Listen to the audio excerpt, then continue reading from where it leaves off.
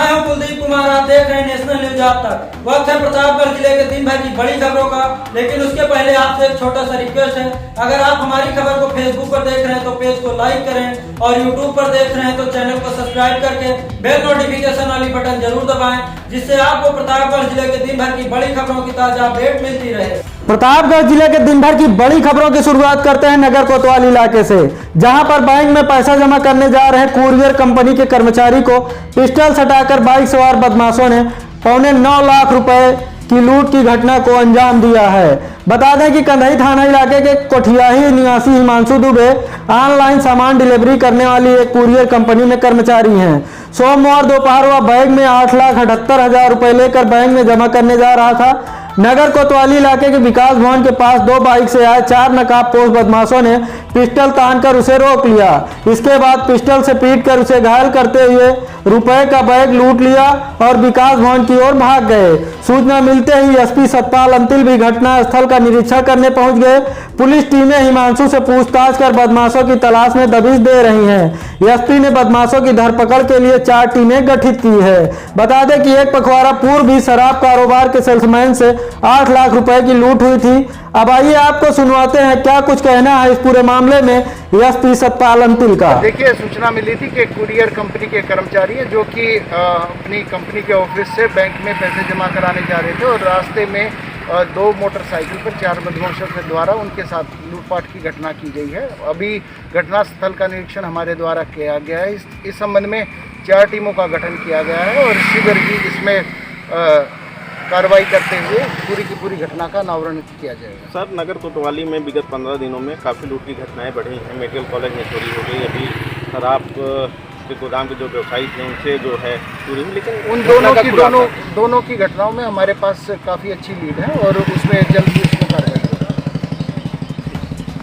अगली खबर बाघराय थाना इलाके से है, जहां पर नकाबपोश बदमाशों ने तमंचा सटाकर सुरक्षा गार्ड से रिवॉल्वर छीनकर फरार हो गए हैं।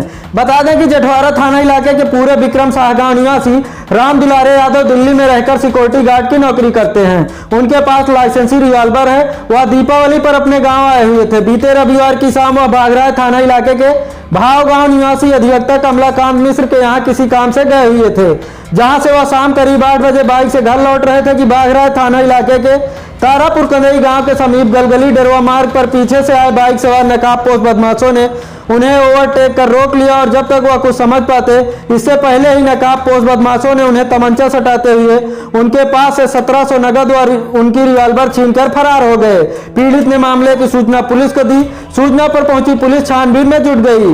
उधर सुरक्षा गार्ड से रिवॉल्वर की छिनैती की सूचना पर अपर पुलिस अधीक्षक पश्चिमी रोहित मिश्रा, सीओ सदर पवन त्रिवेदी, कई थानों की पुलिस के साथ देर रात मौके पर पहुंचकर घटना का निरीक्षण किया एवं अपराधियों की गिरफ्तारी के निर्देश दिए।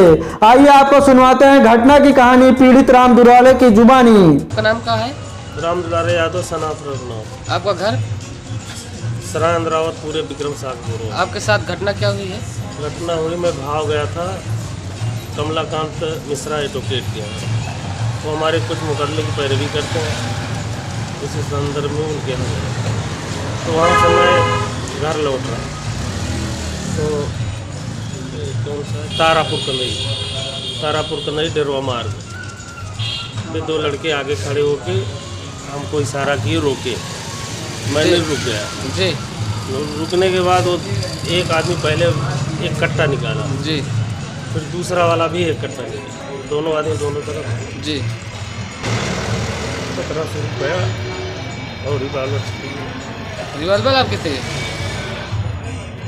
अगली खबर भी बाघराय थाना इलाके से है, जहां पर चोरों ने अंग्रेजी शराब की दुकान में सेंध काटकर लाखों रुपए के सामान पर हाथ साफ कर दिया है।